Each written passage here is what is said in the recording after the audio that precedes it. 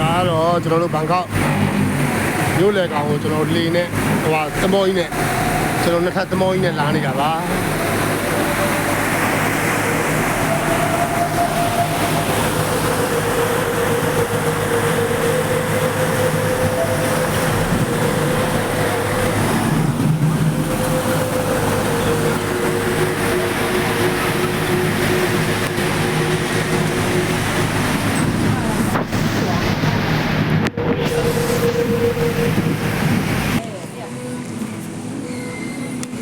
တကယ်ကိုစောက်ထားတာလေဟိုခန်းနာတိုးတက်သွားပြီ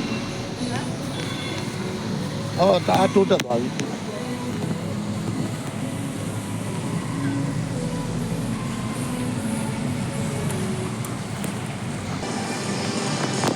ျွန်တော်တို့မြေကမ်းပေါ်ကနေတက်လာပြီးတော့ကျွန်တော်တို့မော်ဒယ်ကိုရောက်လာတာပါ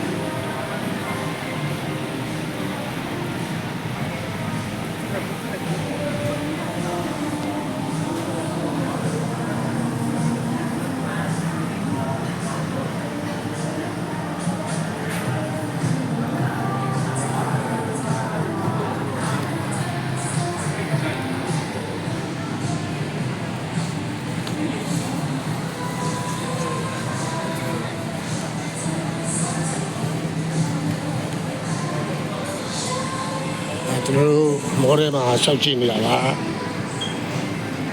ဝယ်ချင်းစရာလိုချင်စရာကြီးပါပဲ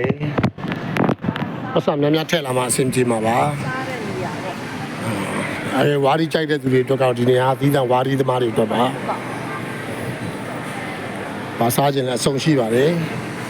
ဟိုပီဇာအချက်လိုက်ကြီးတွေ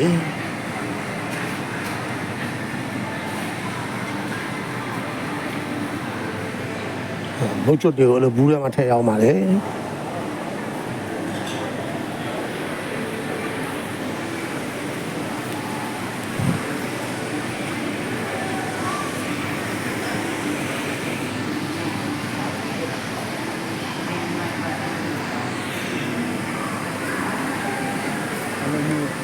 ไปไหนก็ใช่ไหมครับมาเดินเลยนะครับ